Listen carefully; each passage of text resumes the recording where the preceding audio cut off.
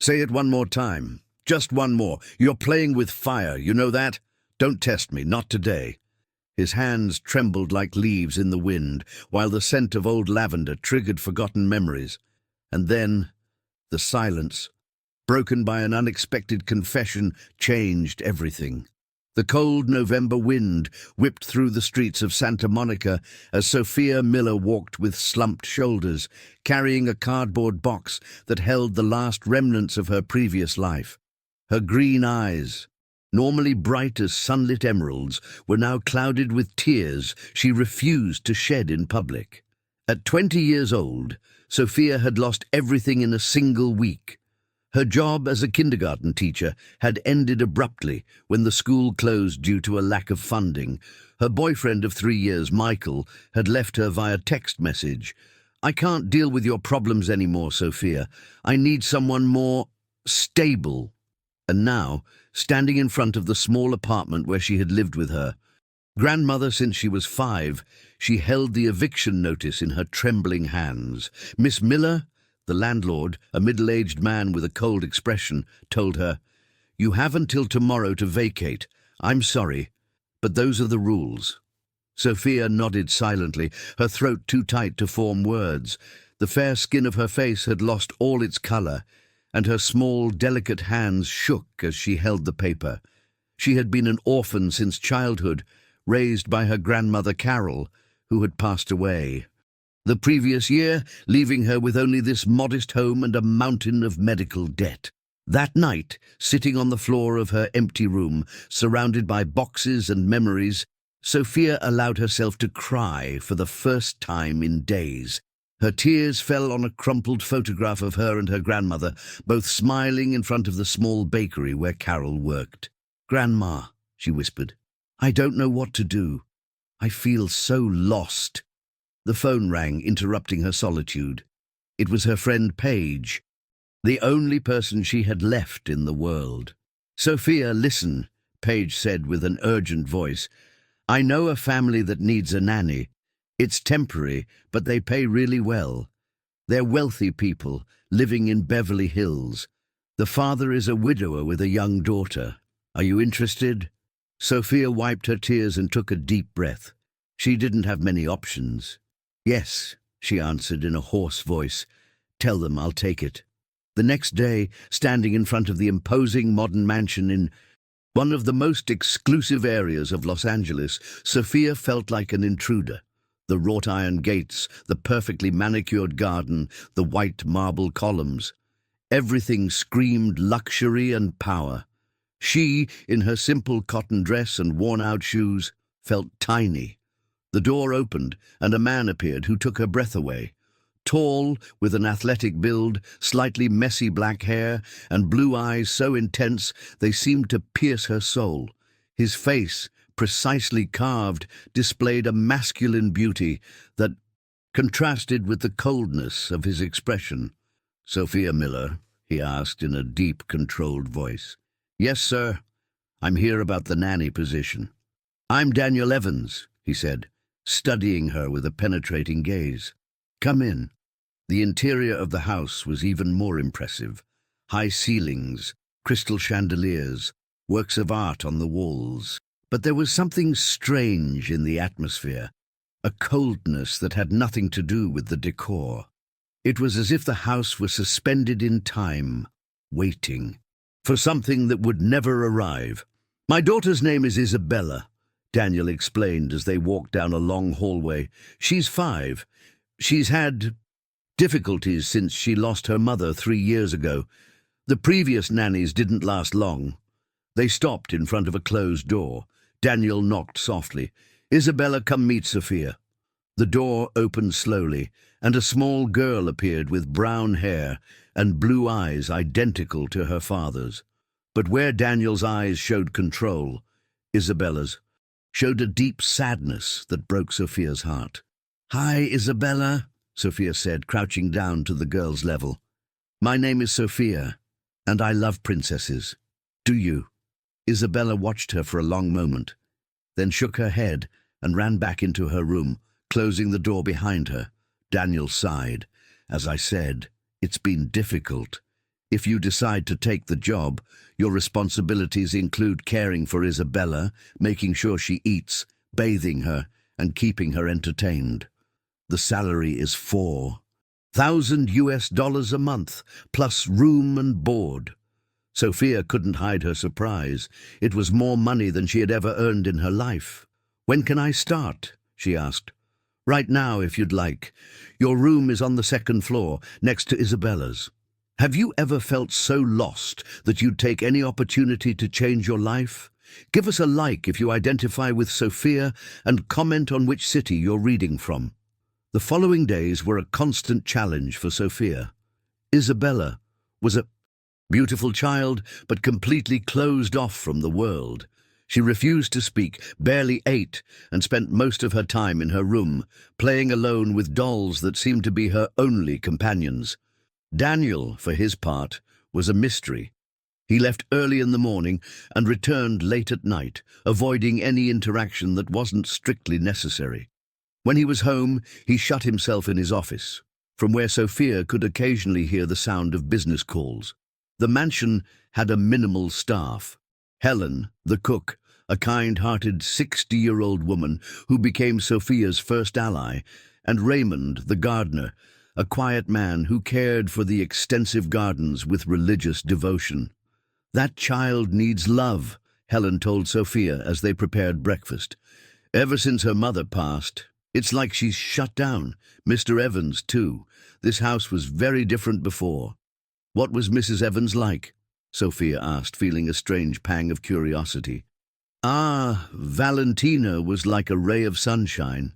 She filled this house with laughter and music. She was a pianist, you know. She used to play every afternoon while Isabella played. But after the accident, Helen shook her head sadly. Sophia learned that Valentina had died in a car accident while returning from a concert. Daniel had been working that night, as always, and guilt had consumed him ever since. The first week passed slowly. Isabella rejected all of Sophia's attempts to connect with her. She didn't want to play, didn't want to read stories, and barely touched her food. Sophia felt like she was failing, but something inside her told her not to give up. One rainy December morning, while Sophia was trying to convince Isabella to eat breakfast, the girl threw her plate on the floor and ran to her room crying. Sophia stared at the mess, feeling tears threatening to well up in her own eyes. "I can't do this," she muttered to herself. "I don't know how to help her." But then she remembered something her grandmother Carol used to say. "Honey, when a heart is broken, it doesn't need to be fixed. It needs to be understood." Sophia wiped her tears, went up to her room, and rummaged through her suitcase until she found what she needed: a pair of pink pajamas with cartoon pigs that her grandmother had given her years ago. She put them on, tied her hair into 2 high pigtails, and went down to the kitchen. "Helen," she said with determination, "can you help me make pancakes shaped like animals?" The cook smiled for the first time, since Sophia had arrived. "Of course, dear. That's an excellent idea." Half an hour later, Sophia went up to Isabella's room carrying a tray with pancakes shaped like butterflies, bees, and flowers, all decorated with colorful toppings. But she didn't knock on the door. Instead, she sat on the floor in the hallway and began to talk in funny voices. "Oh, Mrs. B," she said in a high-pitched voice, "have you seen my friend Isabella? We came from very far away to meet her, and we were told she was the prettiest little girl in all of Los Angeles." "Yes, yes," she answered in another deeper voice. "Mrs. Butterfly and I have flown for miles and miles. Our wings are so tired, but we wanted to say hello." Sophia continued the conversation between the imaginary characters, making up stories about their adventures. Slowly, she heard little footsteps approaching the door. "Mrs. Flower says she's very hungry," Sophia continued, "but she only wants to be eaten by a real princess. Do you know any around here?" The door opened slowly, and Isabella peeked her head out. Her blue eyes were filled with curiosity. "Hi," Sophia said in her normal voice, smiling warmly. "Do you want to meet my friends? I think Mrs. B has something important to tell you." Isabella approached slowly and sat next to Sophia on the floor. For the first time in days, she took a piece of pancake and ate it while listening to the stories. "How do you know I'm a princess?" Isabella asked in a small voice. "Because real princesses don't need a crown or a fancy dress," Sophia replied. "You can recognize them by their kind hearts and bright eyes, and you have the most beautiful eyes I've ever seen." Isabella smiled shyly, and for the first time since she had arrived, Sophia felt she had taken an important step. What she didn't know was that Daniel had come home early from the office due to a cancelled meeting. He went upstairs looking for his daughter, worried because Helen had told him about the breakfast incident, but he stopped when he heard laughter. Real laughter, not the forced, polite laughter Isabella had learned to display in public. He approached silently and saw the scene. His daughter, sitting on the floor next to a young woman dressed in pink pig pajamas, eating and laughing while listening to funny voices. Daniel stood frozen. He hadn't seen Isabella laugh like that in 3 years. He hadn't seen real joy in his daughter's eyes in 3 years. And the woman who had achieved that miracle was sitting on the floor of his house with messy pigtails, childish pajamas, and the most beautiful smile he had seen in years. For a moment, Daniel felt his heart, frozen for so long, begin to beat again. After that day, everything changed in the Evans mansion. Isabella began to actively seek out Sophia, eagerly awaiting the mealtime stories and the adventures they invented together in the afternoons. The girl had found in Sophia not just a caregiver, but a friend who understood her. In a world, Daniel, for his part, started coming home earlier. At first he told himself it was to supervise the new nanny's work, but deep down, he knew it was for another reason. Sophia had awakened something in him that he thought was dead forever. One afternoon in mid-December, as Daniel was working in his office, he heard music coming from the main living room. He recognized the melody immediately. It was Valentina's favorite song, the one she used to play on the piano every afternoon. He left his office with a racing heart, expecting to find someone playing the piano that had remained closed for 3 years. But the scene he found was different. Sophia and Isabella were dancing in the middle of the room. Isabella was wearing a princess dress that had belonged to her mother, and Sophia wore a sheet as a cape, pretending to be a queen.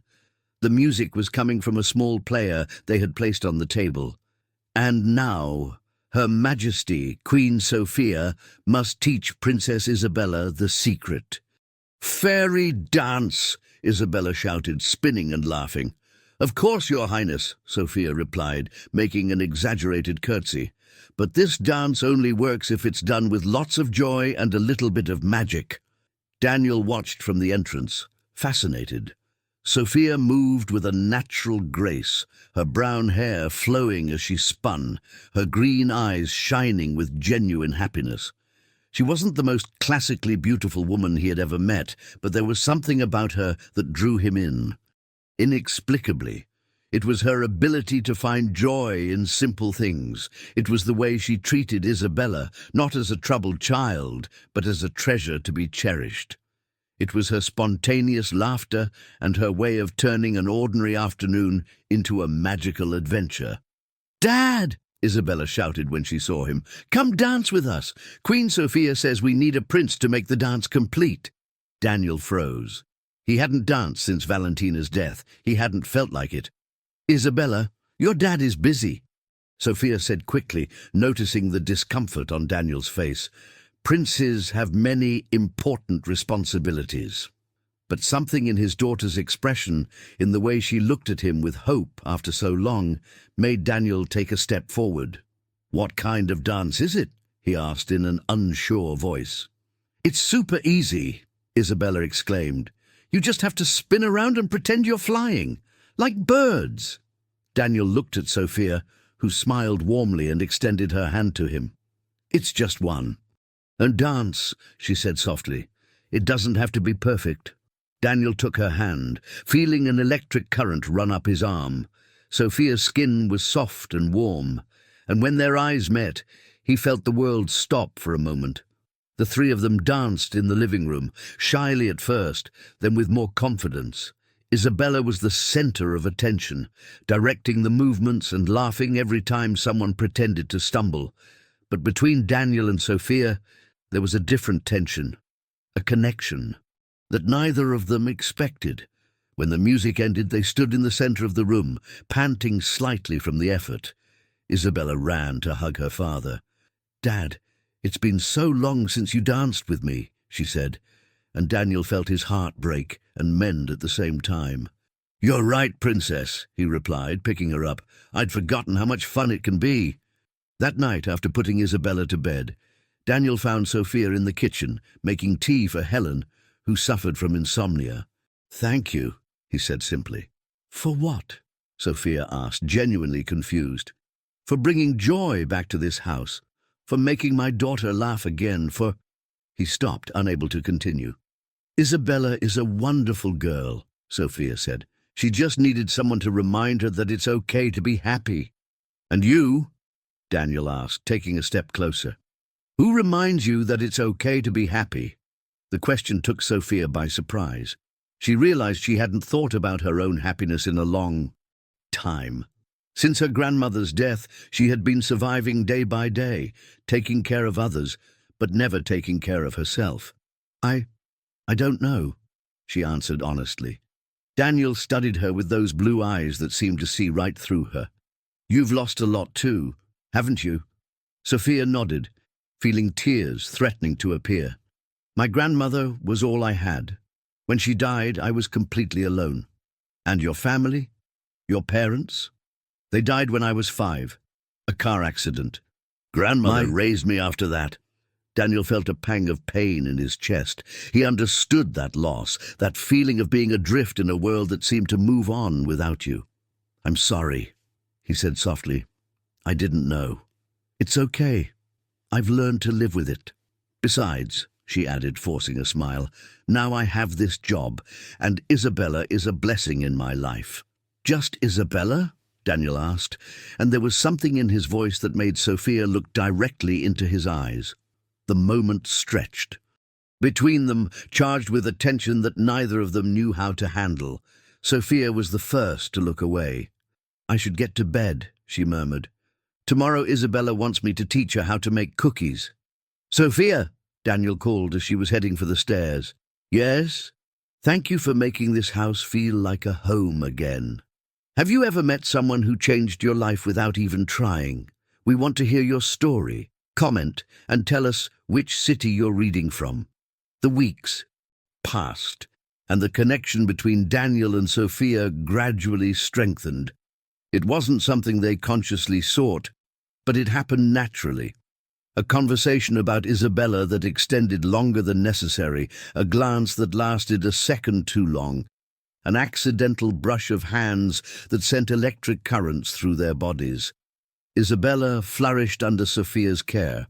The girl had regained her appetite, slept better, and had begun to show interest in activities she had abandoned since her mother's death. Sophia had found the piano in the living room, and although she didn't know how to play, had convinced Isabella to try to wake up the instrument with made-up songs. "Do you know how to play the piano?" Daniel asked her one afternoon, finding them sitting in front of the closed piano. "No," Sophia replied, "but Isabella told me her mum played beautifully, so I thought maybe she inherited that gift." Daniel slowly approached the piano. His fingers brushed against the polished surface of the lid, as if touching something sacred. "Valentina played every day," he said in a low voice. "She was a professional pianist. I met Valentina at one of her concerts. I was 26, had just inherited my father's company, and had no time for anything that wasn't work. But that night, a business partner invited me to a classical music concert." Sophia and Isabella listened in silence as Daniel opened the piano for the first time in 3 years. "When I saw her play, it was as if the world stopped. She was so passionate, so alive. After the concert, I managed to meet her, and from the first moment, I knew I had found the woman of my life." His fingers gently touched the keys, producing a sad and beautiful melody. "You got married very quickly, right, Dad?" Isabella asked. "Yes, Princess. 6 months after we met, we were married. And 2 years later, you were born. The most beautiful thing we had ever created together." Sophia felt a strange pang in her chest. Jealousy, she realized. She was jealous of a dead woman, of a love so pure and perfect that it had endured even death. "How did the accident happen?" she asked softly. Daniel stopped playing, his hands tensed on the keys. "It was a December night, exactly 3 years ago. Valentina had an important concert at the Walt Disney Concert Hall. I had an urgent meeting with Japanese investors. I couldn't go with her. She begged me to go, told me it was important for her that I be there, but I—" His voice broke. "I told her work was more important." Sophia felt her heart shrink at the sight of the pain in Daniel's eyes. She left the theater after midnight. It was raining. The streets were slippery. A drunk driver ran a red light and crashed into her car. She died at the hospital 3 hours later. I arrived when it was already too late. "Were you able to talk to her?" Sophia asked. "No. She was unconscious. The last words she said to me were over the phone while I was working in the office. She told me she loved me, that she hoped one day I would understand that life was more than work and money." Daniel closed his eyes. "I never had the chance to tell her she was right." Isabella slid off the piano bench and hugged her father. "Mommy knew you loved her, Dad. She told me all the time." "She talked about me?" Daniel asked, surprised. "Of course. She told me that Dad worked so hard because he wanted to give us the best life possible. And that was also a form of love. But she also told me she hoped you would one day find balance." Sophia felt like an intruder in this intimate moment between father and daughter. She stood up silently to leave, but Daniel stopped her. "Don't go," he said. "You're part of this family now." The word family resonated in Sophia's heart. It had been so long since she felt like a part of something bigger than herself. "Sophia," Isabella said, "have you lost someone important too?" Sophia sat back down next to them. "Yes, sweetie. I lost my parents when I was your age, and 2 years ago I lost my grandmother, who was like a mom to me." "Was it an accident too?" "No, my grandmother died of cancer. She was sick for a long time. I took care of her until the end." Daniel looked at her with admiration. "That must have been very difficult." "It was, but it was also a gift to be with her in her final moments. I was able to tell her everything I felt, to thank her for everything she did for me." "What did she tell you before she died?" Isabella asked with the innocent curiosity of children. Sophia smiled sadly. "She told me not to be afraid to love again, that I had lost my parents very young and then her, but that didn't mean love wasn't worth it. She told me that love is the only thing that remains, even after death." Daniel looked at her intensely. "And did you listen to her?" "Honestly, no. After she died, I closed myself off from the world, until I came here." "And now?" Daniel asked, and there was an urgency in his voice. Sophia looked him directly in the eyes. "Now I'm learning that maybe my grandmother was right." The silence that followed was charged with meaning. Isabella, with a child's intuition, understood that something important was happening between the adults. "Sophia?" the girl said. "Yes, honey? Are you going to stay with us forever?" The question took both adults by surprise. Sophia looked at Daniel, searching for a clue as to how she should respond. "That depends on a lot of things." "Isabella," she finally answered. "What things?" "Whether your dad wants me to stay, whether I can do a good job taking care of you, whether we become a real family," Isabella finished with the brutal clarity of childhood. Daniel cleared his throat, feeling uncomfortable with the direction the conversation had taken. "Isabella, Sophia is our employee. It's important that you understand the difference." Sophia felt as if she had been slapped. It was true, of course. She was the employee, he was the boss. but the past few weeks had felt like something more than a working relationship. "Of course," Sophia said, standing up. "Isabella, it's time for your bath." But Isabella didn't move. Instead, she looked at her father with an expression of disappointment that broke Daniel's heart. "Dad, why would you say that? Sophia doesn't feel like an employee. She feels like family." "Isabella?" "No!" the girl exclaimed. "Since Sophia arrived, you smile more. You talk more. You play with me. And Sophia is happier here too. I've seen her cry some nights, but they're different tears. They're not sad tears like the ones she cried at first." Daniel looked at Sophia in surprise. "You've been crying?" Sophia blushed. "Sometimes. But Isabella is right. They're not sad tears. They're tears of— I don't know how to explain it. Of relief," Isabella said. "Like when you can finally breathe after holding your breath for a long time." The three of them fell silent, processing the unexpected wisdom of a 5-year-old girl. "Isabella," Daniel finally said, "go take your bath. Sophia and I need to talk." When the girl left, Daniel and Sophia were left alone in the living room.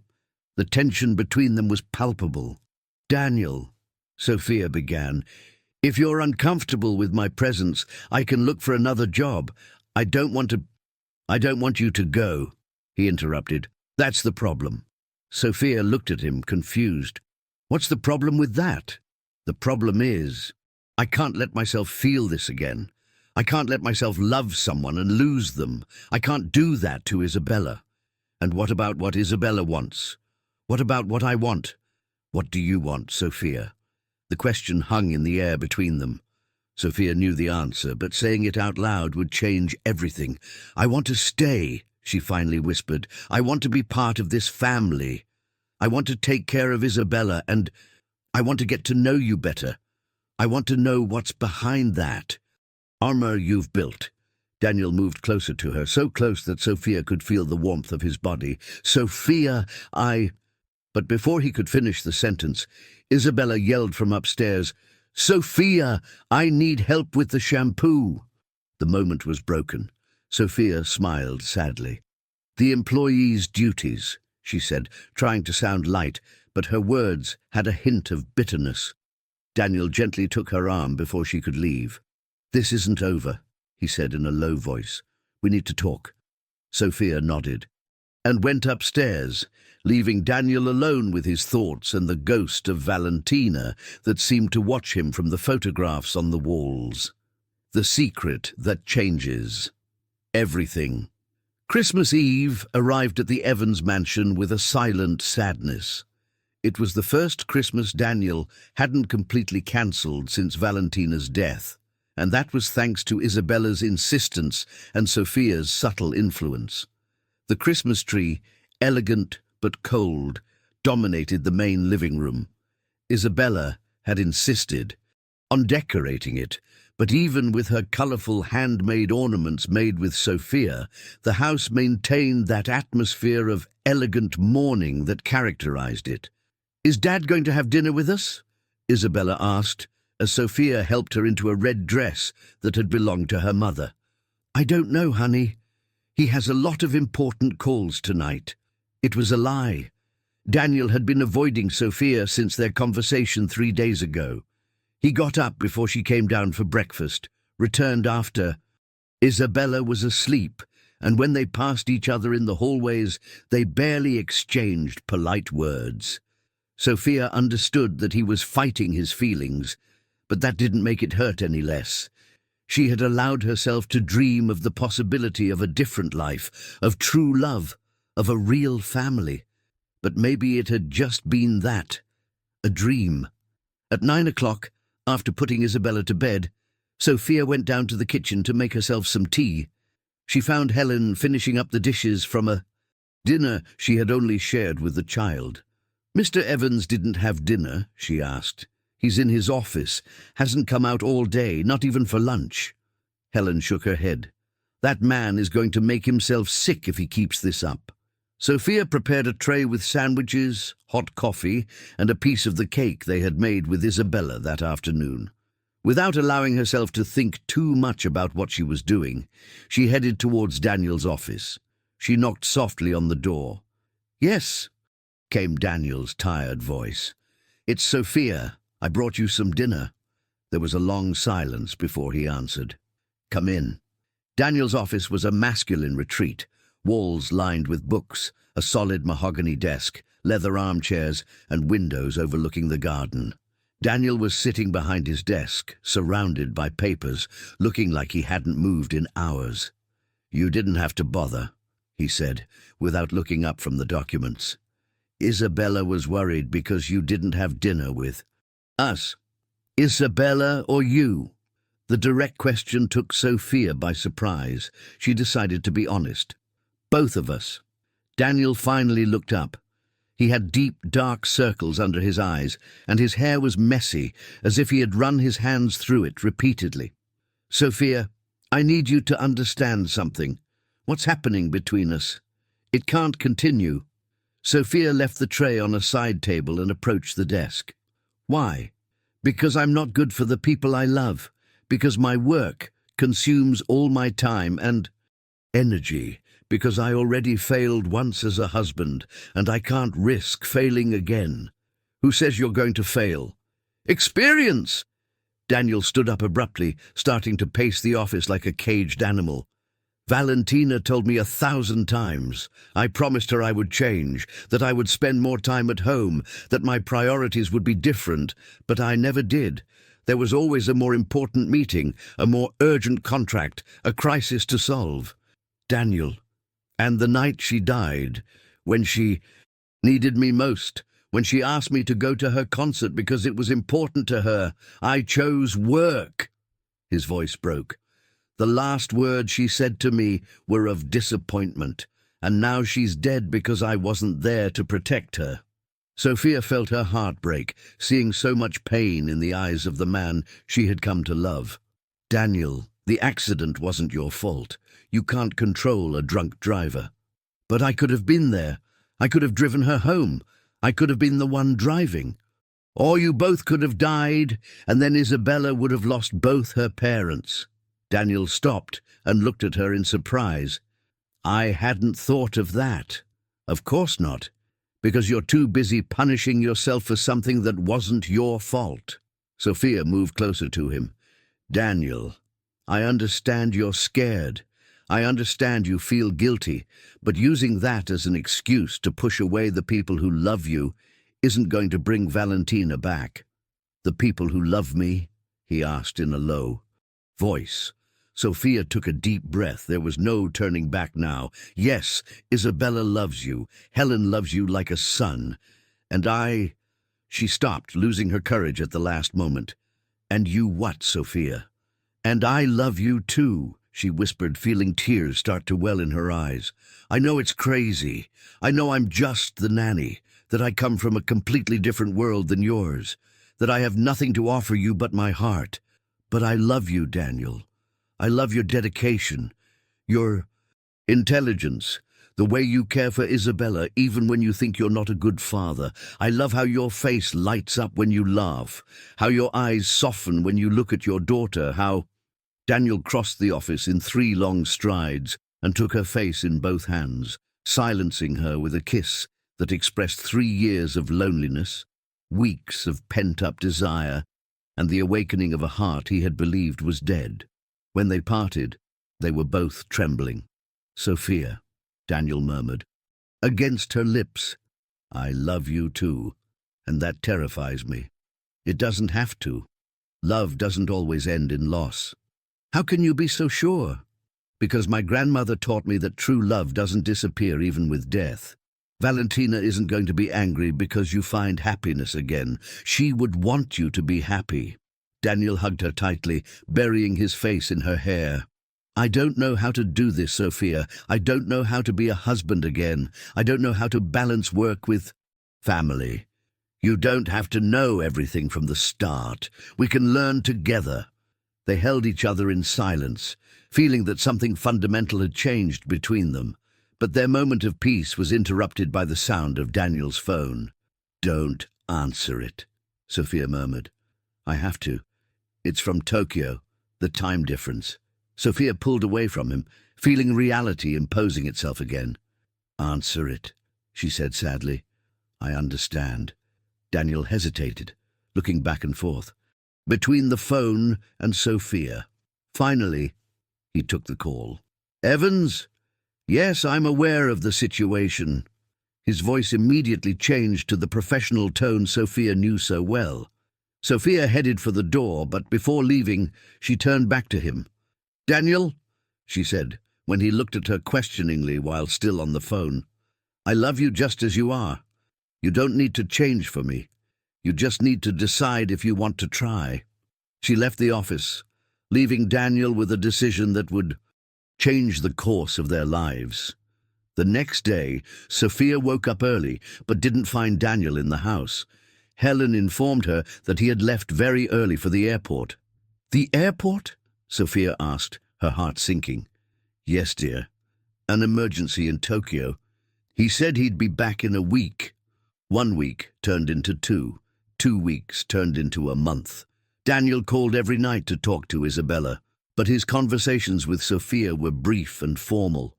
It was as if Christmas Eve had never happened. Isabella started asking when her dad would be back. Sophia didn't know what to say. It was Helen who finally gave her the news that would change everything. Sophia, dear, I need to tell you something I overheard. They were in the kitchen preparing lunch when the cook approached with a worried expression. What is it, Helen? Last night I heard Mr. Evans on the phone with his lawyer. They're preparing papers to sell the company. Sell the company? Why? Because there's a very big offer from a multinational corporation, and he's considering moving to their headquarters in New York. Sophia felt her world crumble. And what about Isabella? What about us? I don't know, dear, but I'm afraid he's running away again. Like when Mrs. Evans died. That night, Sophia couldn't sleep. She lay awake thinking about everything that had happened, the words of love they had exchanged, the way Daniel had kissed her, as if she were the air he needed to breathe. Had it all been an illusion? Had she misinterpreted his feelings? The next day, while Isabella was napping, Sophia decided she needed answers. She picked up the phone and dialed Daniel's number in Tokyo. Sophia, he answered, genuine surprise in his voice. Is everything okay? Is Isabella okay? Isabella is fine, but I'm not. There was a long silence. Sophia, is it true you're selling the company? Another, longer silence. How did you find out? That doesn't matter. Is it true? Yes, it's a very good offer. A chance to start over. In New York. Yes. Without us? The silence that followed was deafening. Sophia, what happened between us? What? Did it mean nothing to you? It meant everything to me, and that's why I have to walk away. That makes no sense. Of course it does. His voice rose. I love you too much to put you through what Valentina went through. I love you too much to promise you a life I won't be able to give you. And what about what I want? Don't I have a say in my own life? Sophia. And what about Isabella?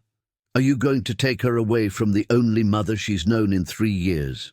She'll understand when she's older. No, Daniel, she won't understand. She'll think she wasn't enough to make you stay. She'll think she wasn't worthy of your love. Is that what you want? The line went silent for so long that Sophia thought the call had been disconnected. Daniel, are you there? I'm here. Then listen to me carefully. If you leave, if you sell everything and move to New York, Isabella and I will be fine. We'll find a way to be happy without you, but you won't. You will spend the rest of your life wondering, what if? And this time, you won't be able to blame fate or an accident. This time, the decision is entirely yours. Sophia hung up the phone before he could reply. 3 days later, Daniel returned to Los Angeles. True love sometimes requires us to fight for it, even when we're scared. Have you ever fought for someone you loved? Tell us your story in the comments, and don't forget to tell us what city you're writing from. Hearts That Choose to Love Daniel arrived at the mansion at sunset on a rainy Friday in February. A month had passed since his departure for Tokyo, but it felt like years. The house looked different in the golden light of dusk, warmer, more alive. Even the gardens, despite the persistent rain, seemed to have blossomed in his absence. He found Sophia and Isabella in the backyard, despite the drizzle. They had built a fort with sheets and patio furniture and were having an imaginary picnic under the makeshift tent. The sound of their laughter reached the entrance, creating a melody that Daniel had missed more than he wanted to admit. "Dad!" Isabella shouted upon seeing him, running towards him without caring about the rain soaking her yellow dress. "You came back! Sophia said you would, but I wasn't so sure anymore." Daniel dropped his suitcase on the ground and picked up his daughter, feeling his heart expand as he held his little girl in his arms again. Isabella had grown in the month he had been away, and her hug was stronger, more desperate than before. "Of course I came back, Princess. I promised I would always come home. But are you staying now? You're not going to faraway countries without us anymore?" The question held a vulnerability that broke Daniel's heart. In her blue eyes, identical to his, he could see the fear of a child who had already lost one mother and was afraid of losing her father too. Daniel looked over Isabella's head at Sophia, who had remained standing under the makeshift fort, watching him with a mixture of hope, caution, and something deeper in her beautiful green eyes. She was soaked by the rain. Her brown hair stuck to her face, but to Daniel she had never looked more beautiful. "That depends," Daniel replied, slowly approaching Sophia without letting go of Isabella. "It depends on whether I can convince a certain person to give me another chance." "Who?" Isabella asked with innocent curiosity. "Sophia," Daniel replied, stopping in front of her. Their eyes met for the first time in a month, and the tension between them was palpable. "Sophia, can we talk?" Sophia studied his face for a long moment. She could see the dark circles under his eyes, the slightly unkempt beard, the lines of exhaustion that hadn't been there before. She could also see something else: determination, vulnerability, and a hope she didn't dare define. "Isabella, why don't you go inside with Helen?" Sophia said softly. "I'm sure she has hot chocolate waiting for you." "Are you going to talk about grown-up stuff?" the girl asked perceptively. "Yes, honey. Good grown-up stuff or bad grown-up stuff?" Daniel and Sophia exchanged a meaningful glance. "We're hoping for good," Daniel replied. "Okay, but if it's bad stuff, I'd rather stay here with you. Families face the bad stuff together." The girl's wisdom surprised them both. Daniel knelt to Isabella's level. "Princess, no matter what happens, you will always be my priority. Nothing will change that, okay?" Isabella nodded, but before leaving she turned to Sophia. "Do you promise you won't leave either?" Sophia felt her heart break. "Isabella, promise me, please. I already lost one mom.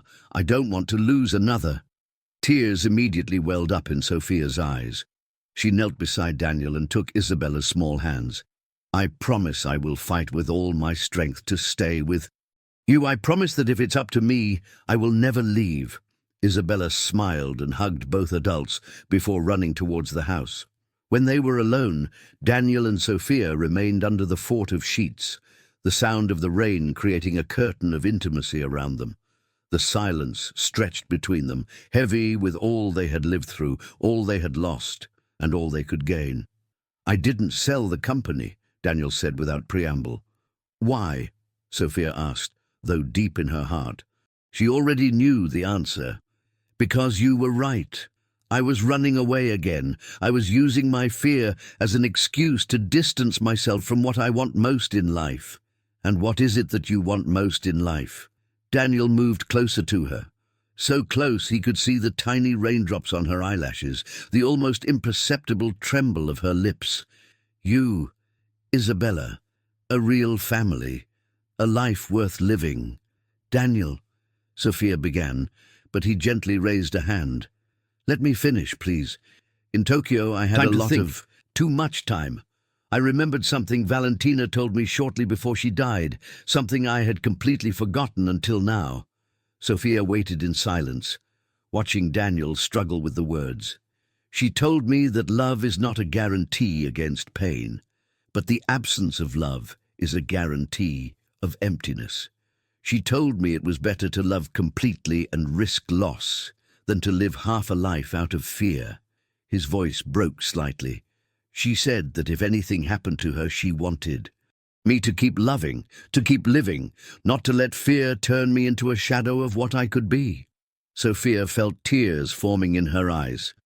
In Tokyo, alone in that hotel, I realized I had been dishonoring her memory, not honoring it.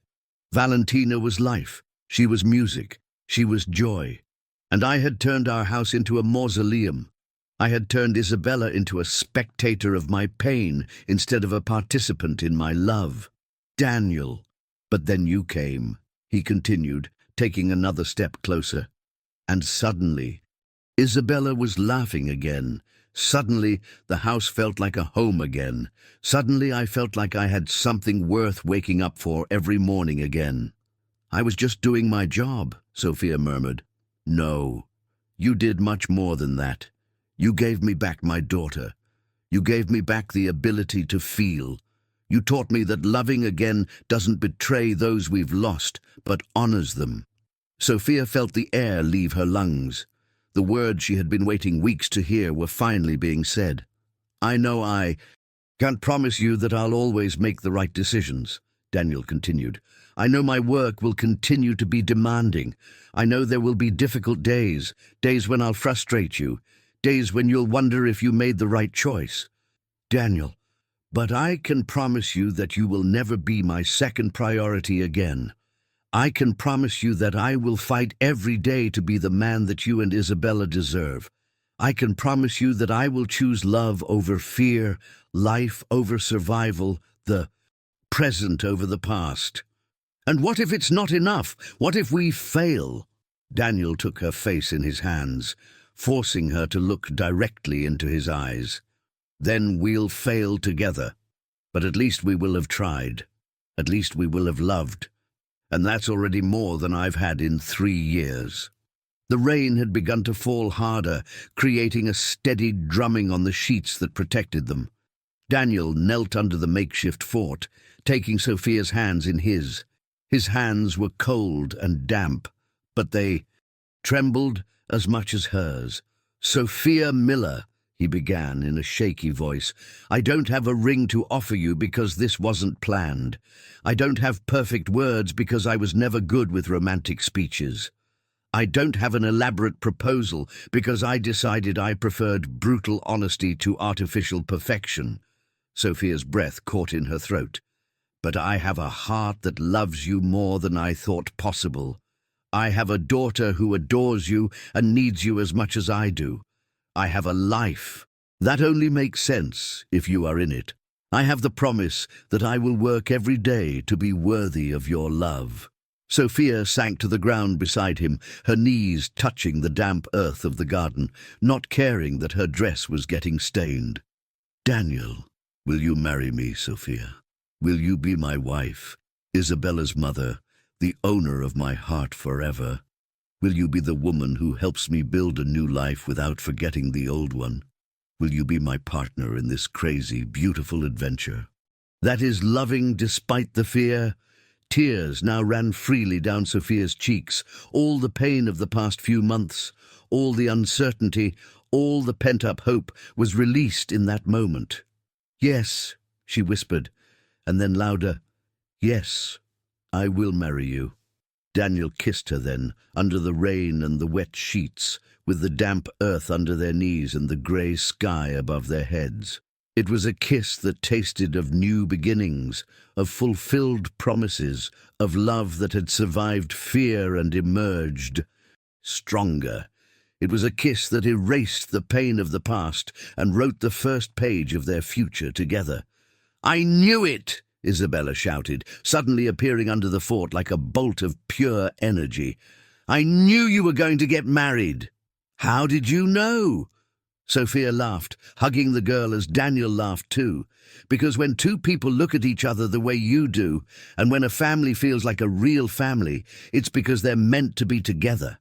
Besides, she added with a mischievous smile, Helen told me that Dad had bought a ring before he left for Tokyo and had it hidden in his suitcase. Daniel blushed. Helen told you that? Uh-huh. Where's the ring, Dad? In my suitcase, which I left at the entrance because someone distracted me, Daniel laughed. Let's go get it, Isabella shouted, taking both adults by their hands. And you're okay with all this? Daniel asked, stopping to look seriously at his daughter. You're okay with Sophia officially being your mom? Am I okay? I'm super okay. I always wanted a mom, and Sophia is the best mom in the world. Besides, she added with a smile that was pure Isabella, now you won't send me to bed early because you're talking about grown-up stuff. The three of them laughed, hugging under the makeshift fort as the rain washed the garden and their hearts filled with hope. That night, after placing the engagement ring, an elegant but not ostentatious solitaire, exactly Sophia's style, on his fiancée's finger, after calling Helen and Raymond to share the news, after putting an ecstatic Isabella to bed, who couldn't stop talking about the wedding, Daniel and Sophia sat in the same spot where they had gotten engaged. Is this really going to work? Sophia asked, snuggled against Daniel's chest. I don't know, he answered honestly. But for the first time in 3 years I have hope, and that's more than I had yesterday. I love you, Daniel Evans. And I love you, future Mrs. Evans. They stayed there, under the stars that had appeared after the rain, holding in their hands the promise of an uncertain but love-filled future, the rebirth of hearts. 3 years later, the morning spring sun filtered through the silk curtains of the master bedroom, creating golden patterns on the white sheets where Daniel and Sophia slept, intertwined like two puzzle pieces that had finally found their place. Sophia woke up first, as she always did, and allowed herself a few moments to gaze at her husband's sleeping face. 3 years of marriage had softened the lines of tension that once marked Daniel's forehead. He was no longer the tormented man she had met on that first rainy afternoon. His features, relaxed in sleep, showed the peace he had found in learning to balance love and work, responsibility and happiness. You're staring, Daniel murmured without opening his eyes, a playful smile curving his lips.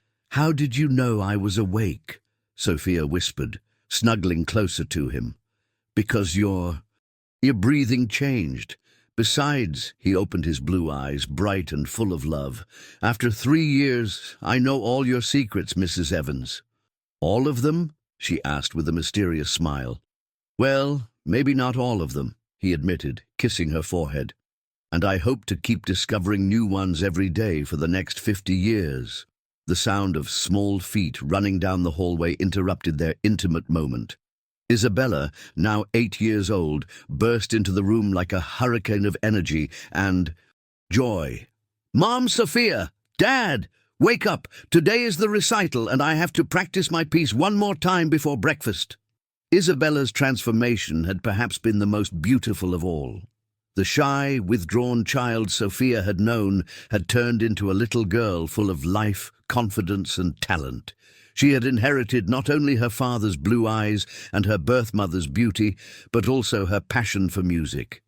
Good morning, Princess, Daniel said, sitting up in bed and opening his arms to welcome her. Have you had breakfast yet? Helen is making me pancakes shaped like musical notes, Isabella replied, jumping onto the bed and snuggling between her parents. She says they'll give me good luck to play better. Helen is right, Sophia laughed, stroking Isabella's brown hair. Are you nervous about the recital? A little. But you told me that nerves mean something is important to us, right? Exactly, and playing the piano is very important to you. Isabella had started playing the piano shortly after the wedding. At first, it had been a way to feel connected to her birth mother, but she soon discovered she had a natural talent for music. Sophia had insisted she take the best lessons, and Daniel had turned one of the living rooms into a home conservatory where Isabella could practice undisturbed. "Are you guys going to be in the front row?" Isabella asked. "Of course," Daniel replied. "We wouldn't miss your recital for the world. And is my little brother going to go, too?" Sophia instinctively brought a hand to her belly, where a small life was growing inside her. She was 4 months pregnant, and although it didn't show much yet, Isabella had been the first to find out and couldn't contain her excitement about becoming a big sister.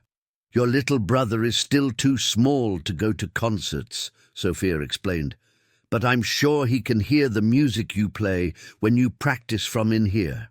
I'm going to play a special song for him every day, so he's born loving music like us." Daniel and Sophia exchanged a look full of tenderness. The pregnancy had been a wonderful surprise that had come when they least expected it, but it had been received with immense joy by the entire family. "Go on, princess," Daniel said. "Go have breakfast and practice. We'll get dressed and be down in a moment." When Isabella left, Daniel turned to Sophia and kissed her gently. "How are you feeling today?"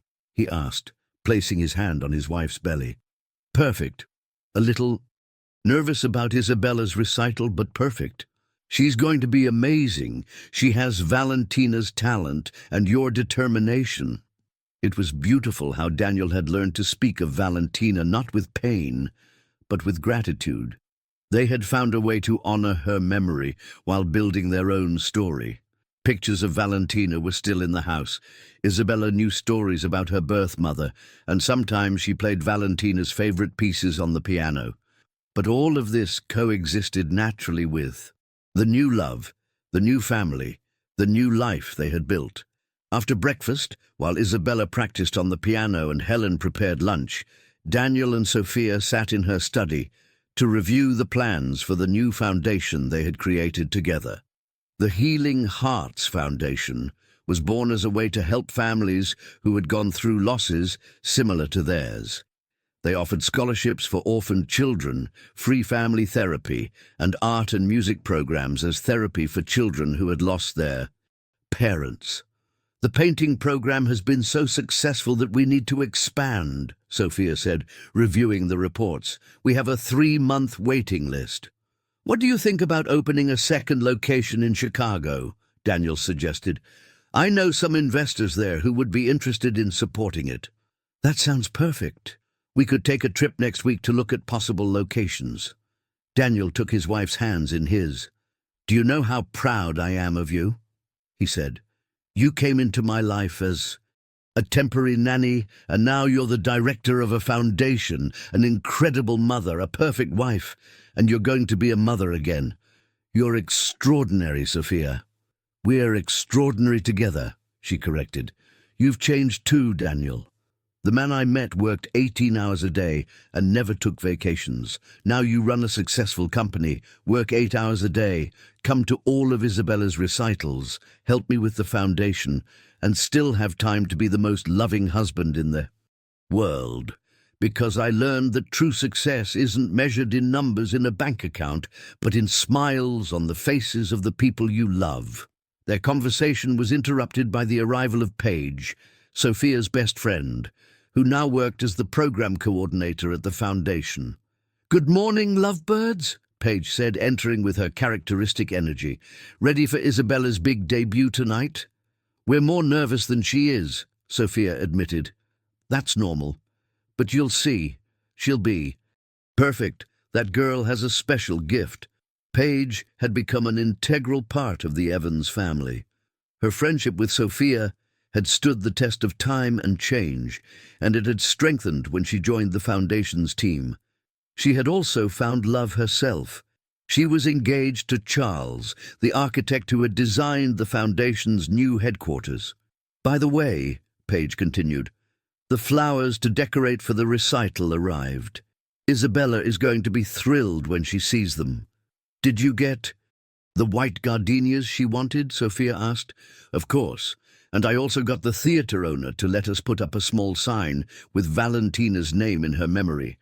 I thought it would be a nice touch." Daniel felt a warmth in his chest. 3 years ago, the mention of Valentina's name would have caused him pain. Now it brought gratitude. Thank you, Paige. That means a lot to all of us. The afternoon of the recital. The Walt Disney Concert Hall was filled with families awaiting the spring recital of the Children's Music Academy of Los Angeles. Daniel and Sophia sat in the front row, along with Helen, Raymond, Paige, and Charles. It was as if their entire extended family had come to support Isabella. "Do you remember the first day you came to the house?" Daniel whispered to Sophia as they waited for the program to begin. "How could I forget? I was terrified. I thought I was going to be fired within a week. And I thought you were too young, too cheerful, too alive for our home. And what changed your mind?" "The moment I saw Isabella laugh with you for the first time, I knew immediately that you had come to stay." "Even before you fell in love with me?" "I think I fell in love with you in that very moment. It just took me a while to admit it to myself." When the lights dimmed and the recital began, Daniel took Sophia's hand. They watched several children play beautiful pieces, each with their own style and skill level. But when it was Isabella's turn, the theatre seemed to fill with a special energy.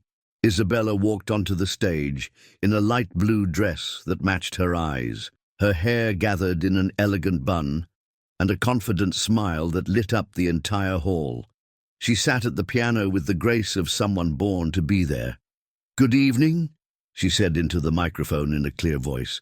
"My name is Isabella Evans. I am 8 years old, and today I will be playing Clair de Lune by Debussy. I want to dedicate this piece to 3 very special people. To my mom, Valentina, who is in heaven and taught me to love music. To my mom, Sophia, who taught me that it's possible to be happy again. And to my dad, Daniel, who taught me that dreams come true when we work hard for them." Daniel and Sophia looked at each other with tears in their eyes. They hadn't expected that dedication, but it was perfect. Isabella began to play, and from the very first notes, it was clear she had an exceptional talent. Her small hands moved over the keys with a confidence and expressiveness that were breathtaking. But more than her technique, it was the emotion she conveyed that captivated the audience. As she played, Sophia remembered all the afternoons they had spent together at the piano, all the times Isabella had practiced that piece to perfection, all the moments of frustration they had overcome together. Seeing her adopted daughter shine on stage was one of the proudest moments of her life. When Isabella finished the piece, the theatre erupted in applause. She stood up, took a perfect bow, and searched for her family in the front row. When she found them, she gave them a radiant smile and blew a kiss. "That's my daughter," Daniel murmured, applauding with tears streaming down his cheeks. "That's our daughter," Sophia corrected, equally emotional. After the recital, the whole family gathered at home for a celebratory dinner. Helen had prepared all of Isabella's favorite dishes, and they had also invited the girls' piano teacher, Mr. Rodriguez, an elderly man who had mentored Valentina years ago. "Isabella," Mr. Rodriguez said as they ate, "you have an extraordinary talent. It's as if music lives inside you." "Do you really think so?" Isabella asked, beaming. "Absolutely.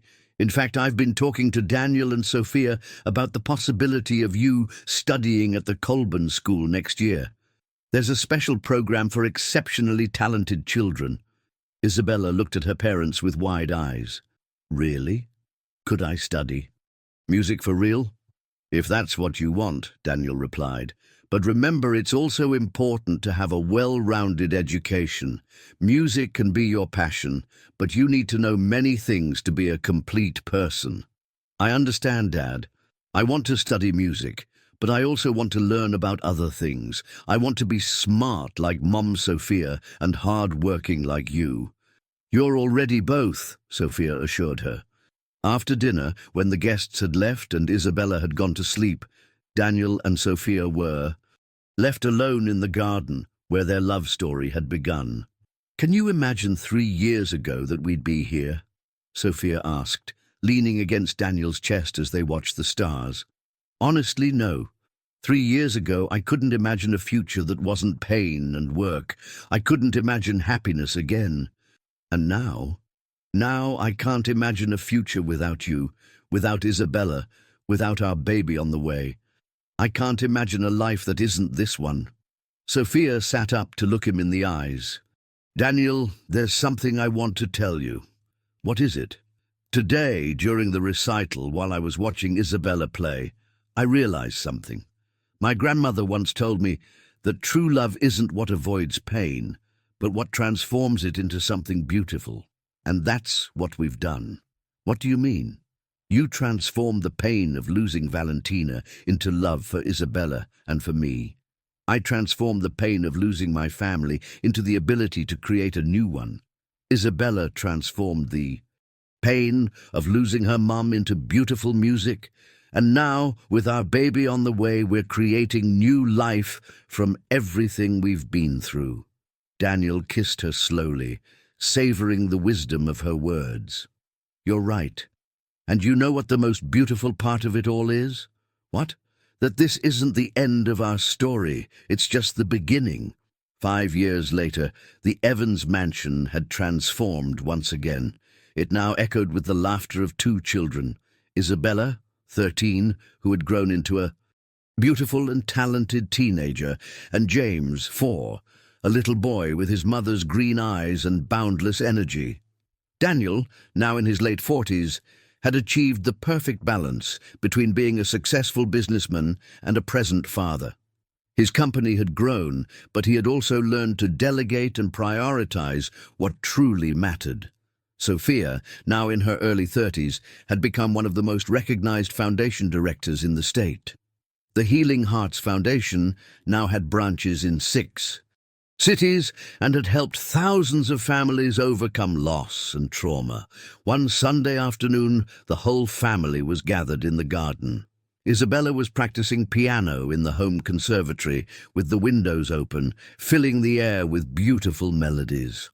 James played with his toy cars in a sandbox Daniel had built especially for him. Sophia painted at her easel, working on a family portrait, and Daniel read, enjoying the sound of his happy family. "Daddy," James said, running to Daniel with his sandy hands, "can you tell me again how you met Mommy?" It was James's favorite story, even though he already knew it by heart. "Well," Daniel began, picking up his son, "a long time ago, when your sister Isabella was very little, Daddy was very sad because he had lost Isabella's mommy. And then Mommy came," James interrupted excitedly. "Exactly. Mommy came to take care of Isabella, but without knowing it, she also came to take care of Daddy's broken heart. And did they fall in love right away? No, son. At first, Daddy was afraid to fall in love again, but Mommy was so pretty, so smart, and so good with Isabella that little by little, Daddy couldn't help but love her. And then they got married and lived happily ever after. They got married and have lived happily until now, and they're going to keep living happily for a long, long time." Isabella approached them, having finished her practice session. "James, do you know what the most beautiful part of that story is?" she asked her brother. "What?" "That when Mommy came to our house, she didn't just save Dad and me, she also saved herself. And then, when you were born, you completed our perfect family." Sophia joined the group, wiping paint from her hands. "What are you all talking about?" she asked, kissing the top of James's head. "About how we met," Daniel replied, pulling her in with his free arm. "Ah, my favorite story," Sophia smiled. "Mommy," James said, "were you sad too before you met Daddy?" Sophia looked at Daniel, remembering the 20-year-old girl who had arrived at that house with a broken heart and no hope. "Yes, my love. Mommy was very sad because she didn't have a family. But when I came here, I found the most beautiful family in the world. And you're not sad anymore." "Not anymore, sweetheart. Now I'm the happiest woman in the world. And are you going to be together forever? Forever and a day, Daniel replied, kissing his wife. As the sun set over Santa Monica, the Evans family remained embraced in the garden where their love story had begun. The flowers that Raymond tended with such love perfumed the air. Helen was preparing dinner in the kitchen, humming a song, and Isabella's music floated through the open windows. It was a perfect scene, not because it was inherently perfect, but because it had been built with love, patience, forgiveness, and the daily decision to choose happiness over fear. 10 years later, the auditorium at the Juilliard School was completely full. The dim lights created an atmosphere of anticipation as the audience awaited the graduation concert of the year's most outstanding students. In the front row, Daniel Evans, now in his early 50s with a few grey hairs that only made him look more distinguished, nervously adjusted his tie while holding his wife's hand. Sophia, now in her late 30s, radiated a serene elegance she had developed over the years, but she had never lost the natural warmth that had won Daniel's heart from day one. Her navy blue dress perfectly complemented her green eyes, which shone with pride and emotion. Between them, James, now 9, shifted impatiently in his seat, waiting for the concert to begin. He was the spitting image of his mother. Bright green eyes, curly brown hair, and a smile that could light up any room. But he had inherited his father's determination and intensity. "When is Isabella coming out?" James asked for the 10th time in 5 minutes. "Soon, my love," Sophia replied, smoothing her son's hair. "Remember, Isabella is playing last because she's the most outstanding student of her generation." "And are we having cake afterwards?" James insisted. "Of course," Daniel laughed. "Helen prepared your sister's favorite chocolate cake." At 18, Isabella had become an extraordinary young woman. She had grown into an ethereal beauty with her father's blue eyes, but she had developed a grace and stage presence that were all her own. Her musical talent had blossomed in ways that surpassed all expectations, and she was now about to graduate at the top of her class from the most prestigious conservatory in the country. Next to them sat a family group that had grown over the years. Helen, now in her 70s but still vibrant and full of energy, dabbed at her proud tears with an embroidered handkerchief. Raymond, her husband of 5 years in an intimate ceremony that had surprised everyone, held her hand tenderly. "That girl," Helen murmured, "ever. Since she was little, I knew she had something special. Do you remember when Sophia arrived and we found her hiding in her room, not wanting to talk to anyone?" "And look at her now," replied Paige, sitting on the other side with Charles and their 6-year-old twin sons. "She's going to be one of the most important pianists in the country." "In the world," Daniel corrected with absolute conviction. "Isabella is going to conquer the world." The story of the last 5 years had been filled with achievements and growth for the entire Evans family. Isabella had proven to be not only an exceptional musician, but also a young woman with impressive emotional maturity.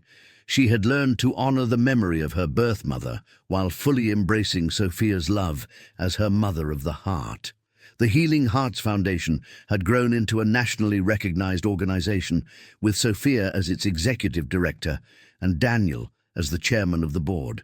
They had helped over 10,000 families overcome traumatic loss, and their art therapy programs had been replicated in other countries. Daniel had achieved something he once thought impossible, being a successful businessman without sacrificing his family. His company had thrived under his more balanced leadership, and he had discovered that delegating responsibilities and maintaining clear boundaries between work and personal life not only made him happier, but also more effective professionally.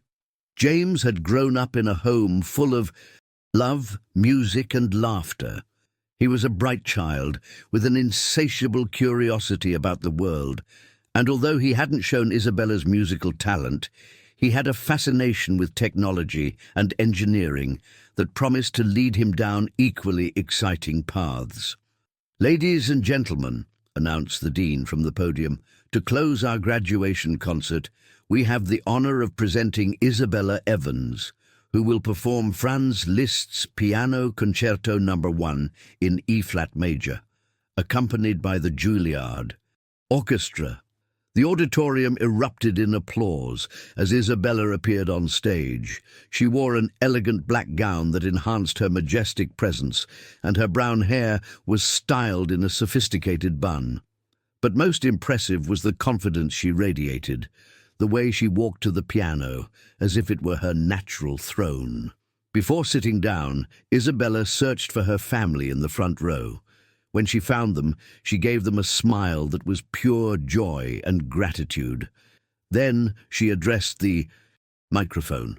"Good evening," she said in a clear, modulated voice. "Before I begin, I want to dedicate this performance to the three people who taught me that music is not just notes on a page, but the expression of the soul." Her voice became more emotional as she continued. "To my mother Valentina, who gave me life and passed on her love for music before I was even born.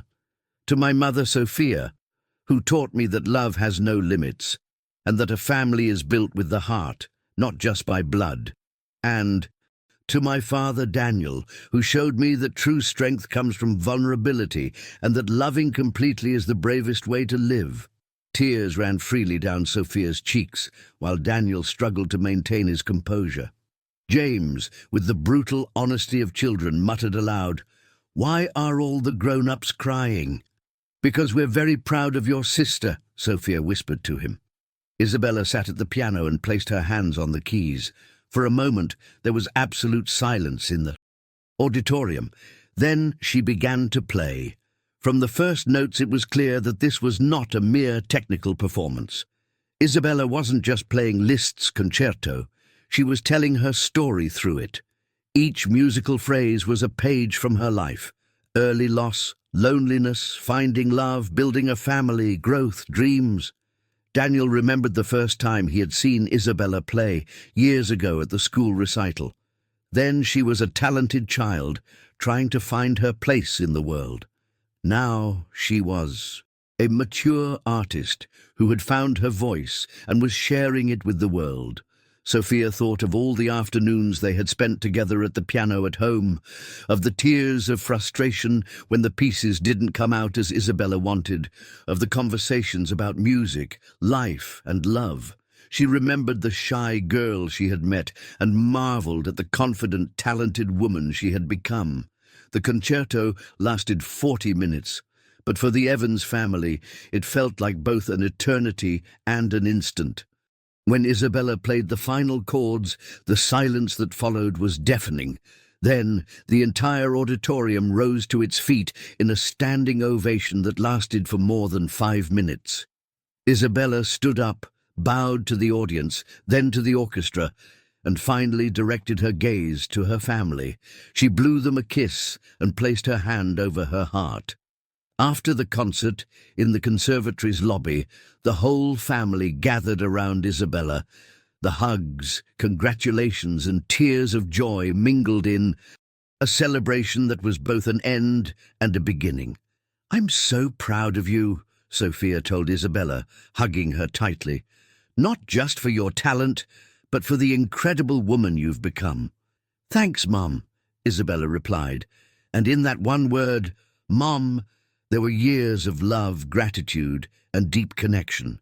None of this would have been possible without you, without the whole family. "So what's next?" Daniel asked, wrapping his arms around his two favorite women. "Now comes the exciting part." Isabella answered with a mysterious smile. "I have some news to share with everyone." The family looked at her expectantly. "I was offered a full scholarship to pursue a master's degree at the Vienna Conservatory. It's a 2-year program with the best teachers in the world." The silence that followed was heavy with conflicting emotions. Immense pride mixed with the sadness of an impending separation. "Isabella, that's incredible," Sophia said, though her voice trembled slightly. When would you have to leave? In September, but first I want to ask you something important. Isabella took her parents' hands. These 18 years have been a gift. You gave me a family, a home, unconditional love, and the opportunity to pursue my dreams. Now I want to start my own adventure, but I will always carry you in my heart. You will always be our little girl, Daniel told her, his voice breaking with emotion. No matter where you are in the world, I know, Dad, and I want you to know that everything I am, everything I've achieved is because of you. Valentina gave me life, but you gave me the love that allowed me to live it fully. James, who had been listening silently, suddenly clung to Isabella's leg. Are you going to leave like Dad went to Tokyo? And are you going to come back? Isabella knelt to her little brother's level. I'm going to study, but I will always come back, because this is my home, this is my family, and nothing will ever change that. Do you promise you'll play for me when you come back? I promise I'll play for you from Vienna over video call, and when I come back, we'll have concerts just for you at home. That night, back at the mansion that had witnessed so many transformations, the Evans family gathered in the garden where it had all begun. The stars shone with a special intensity, as if the universe itself were celebrating the moment. Do you know what's most beautiful about all this? Sophia said, snuggled between Daniel and James, while Isabella played the piano softly from the home conservatory with the windows open. What? Asked Daniel. That we started as broken hearts, just barely surviving, and we've become a family that not only lives, but flourishes, that loves without fear, that supports each other unconditionally, that celebrates each other's achievements as if they were our own. And that keeps growing, Daniel added, thinking of all the years they had ahead, of all the adventures that still awaited them. Do you think Grandma Carol and Mom Valentina would be proud of us? James asked, with the surprising wisdom children sometimes show. I'm sure they would be, Sophia replied. I think they'd be happy to see that we learned that love doesn't end with death, but transforms into new life, new opportunities to love. Isabella's music floated through the night air, mingling with the sound of the garden fountains and James's occasional laughter. It was a perfect symphony of life, love, and hope. Daniel looked at his family, his wife, his children, his home, and felt a gratitude so deep it almost hurt his chest. It had taken him so long to understand that true wealth isn't measured in bank accounts or professional achievements, but in moments like this, moments of pure connection, of unconditional love, of simple but profound happiness. I love you, he murmured, hugging his family tighter. And we love you too, Sophia and James replied, almost in unison. From the home conservatory, Isabella's voice rose above the music. I love you, family. And in that garden where broken hearts had once healed, where the seeds of a love had grown into a leafy tree that provided shade and refuge to all who came near, the Evans family celebrated not just the achievements of the present, but the promise of a future full of infinite possibilities. Because they had learned the most important lesson of all, that true love is not what avoids pain, but what transforms it into beauty, and that the strongest families are not those that never break, but those that know how to heal together, grow together, and love together, no matter what fate has in store. Thank you for joining us on this beautiful journey of love, healing, and new beginnings. If this story touched your heart, don't forget to subscribe for more stories that speak to the soul. Comment on what you liked most about Daniel and Sophia. Tell us which city you're reading from. We love to know where our readers are.